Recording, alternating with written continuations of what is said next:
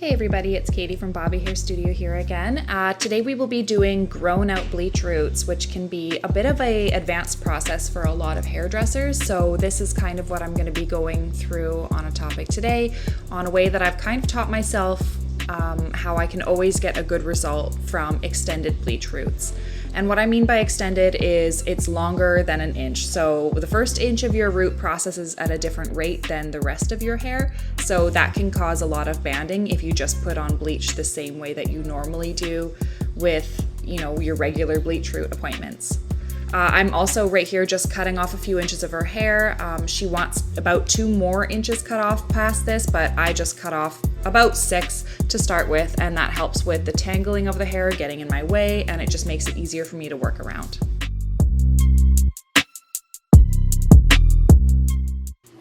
Today we are using Schwarzkopf and 7 volume because this client is a level 7 or above.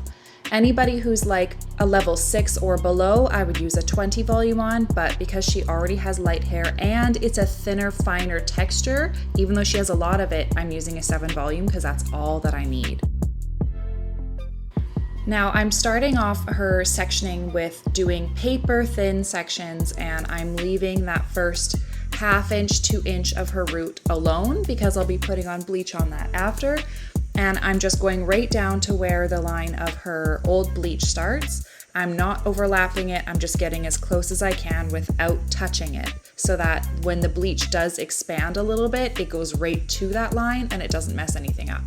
Now, it's really, really important that you use paper fine sections, because if you don't use paper fine sections with a method like this, you're not going to get good saturation, and on the opposite side of the hair that you bleach, it's going to have brown spots.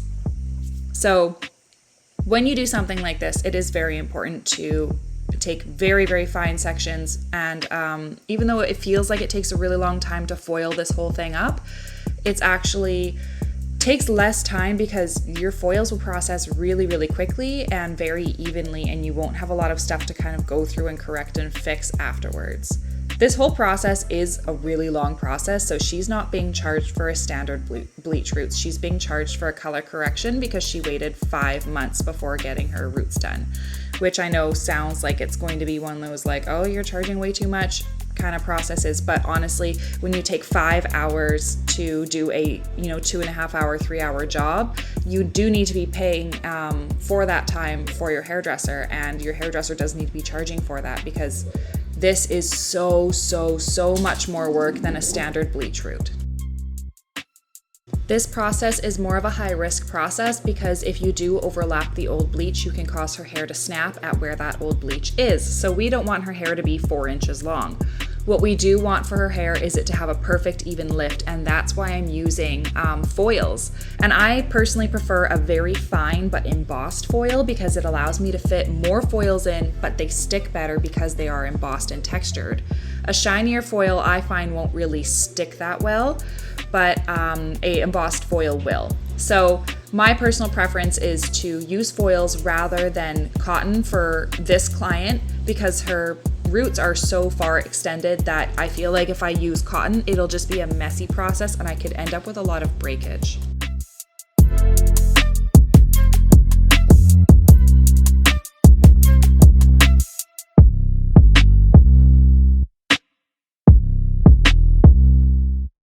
So now that I've finished with the one back side, I'm starting with the other, and you can see just how fine my sections are. And this is just super important. I know I'm repeating myself a lot in this video, but this is a really, really important thing, that you just gently put the color on, let it saturate through, and apply as quickly and as precisely as possible because the hair is going to lift pretty quickly.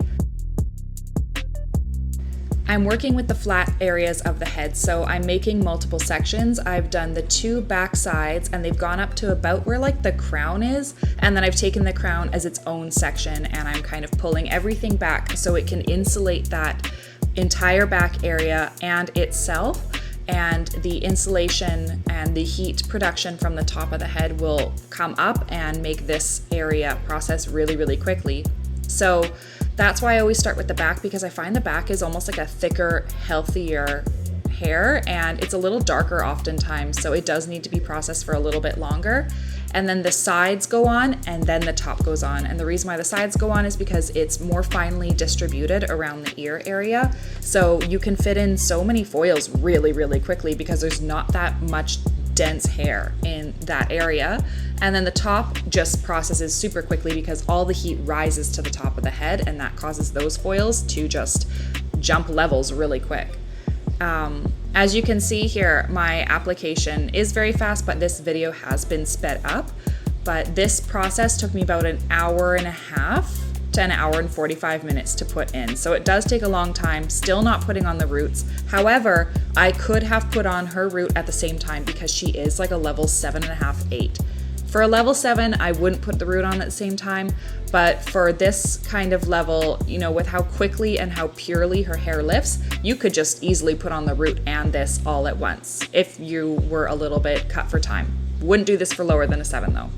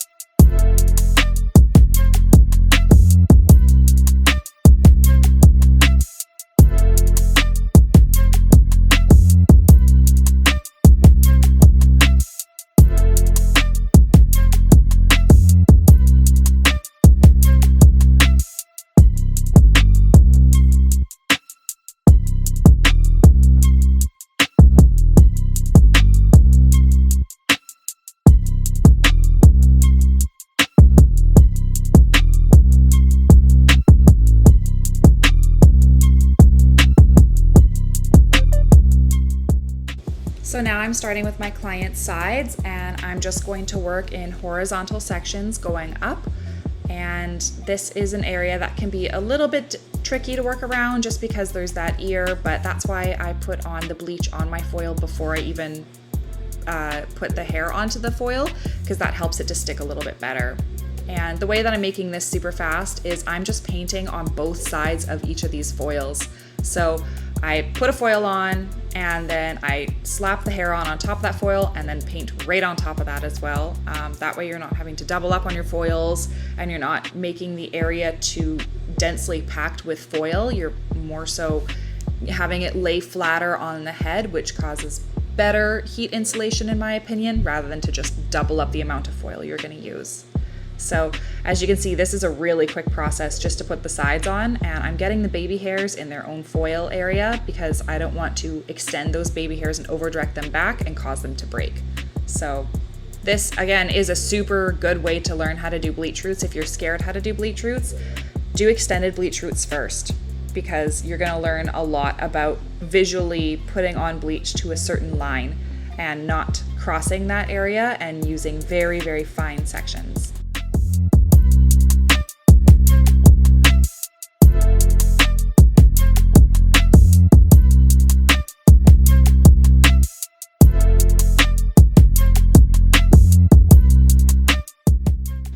Now that the sides are complete, I'm just doing the top, and I'm bringing everything back like you would in a mohawk section when you're foiling. This is pretty standard. It's just doing slice after slice with no drops. And then her hair is going to lift up really quickly. I think she was only sitting there for 15 to 20 minutes by the time I had to go on and put on her root. So I'm gonna let you watch this part, and then when it comes time for the root, I'll explain what I'm doing and why I'm doing it there.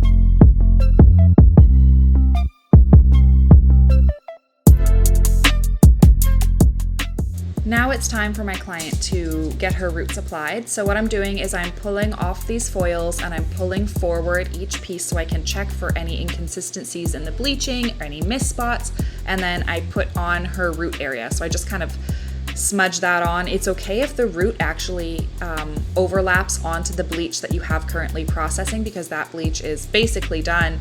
I don't find that it harms anything, but this is where I double check everything. And perfectionism is key with a process like this. You'll find in some of those pieces that you're looking at that they still have a little bit of brown between the old blonde and the new blonde, and that's why I'm flipping it over to double check. That's why this is a longer, more expensive process to do, because you have to be such a perfectionist with something like this, versus when you do just the roots and you take skinny sections, like it's gonna cover everything, because the roots get so warm, it swells the bleach, and the bleach tends to expand into areas that maybe you didn't intend it to expand to. So that's where it can also be dangerous. But this is how I apply the roots, is I go backwards, and that allows me to see the back of each foil rather than just going with the same direction that I did before. And I'm starting with the top because I know that underneath and the sides are well insulated and they're going to be pretty quick at processing as well.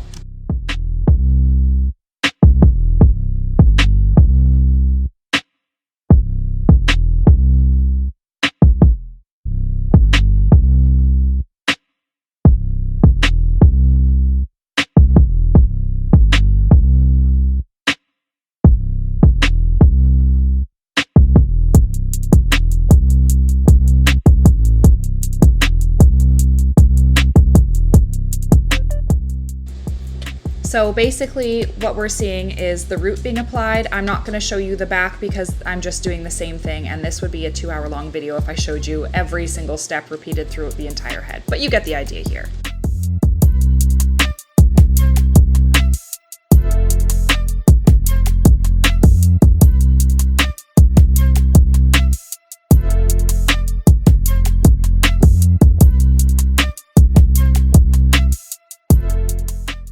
And here she is in the sink with an absolutely perfect lift. This is what being low and slow is all about.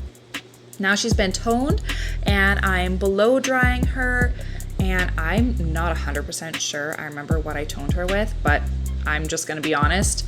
Most of my toners are in the Schwarzkopf 9.5 1 and a 9.5 5. And the reason why I do those is because they balance each other out and kind of create a neutral white look. So I'm pretty sure that's what I used on her. Now I'm just doing today's cut. And I had originally cut off about 6 inches. She wanted about 8 inches cut off. So what I'm doing is I'm just going through and chipping into my haircut so she doesn't have a straight across really blunt look, because I personally don't think that that's a good look. I like to always point cut into the ends to soften it up. And that's what I'm doing all over the head, and then I will be going in and doing some layering. So you'll be able to see the elevation that I use and the point cutting technique that I use.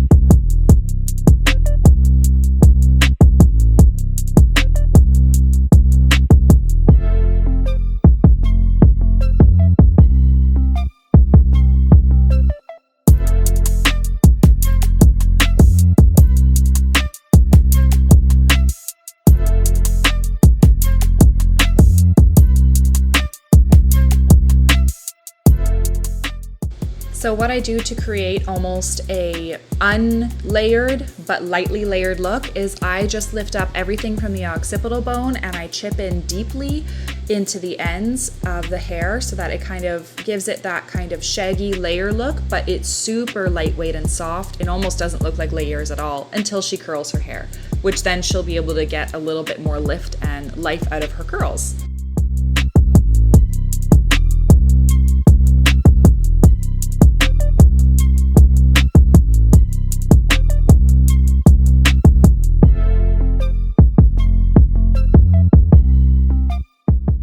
Now I'm finishing up her layered look, but what I did forget to change the camera angle for was the front face framing layers, which I should have done. I'm so sorry, you guys, but I'm just gonna cut that part out because it's only showing from the back and it's really not providing much of any experience or knowledge for you guys. So I'll show you guys front face framing layers another time, I promise.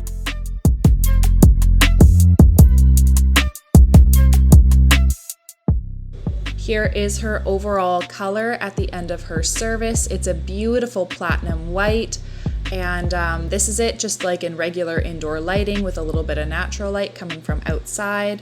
Her ends do look a slight bit warmer, but that's just because of the way that the light is sitting in the salon. As you can see from here, the ends are like the same color as the top. They're a beautiful, soft, almost like a honey white, which doesn't make a lot of sense, but I like to do my whites a little bit more on the warm side rather than the cool side because they give that beautiful shine when you see them in the light. And I hope you guys like this. This is her outside result. It wasn't a beautiful day out. We were just about to lose the light of the day because it's, you know, November, December. It's a nasty time of the year. But here we go. I hope you guys liked this video today. Remember to like and subscribe and watch more videos of mine. Thanks.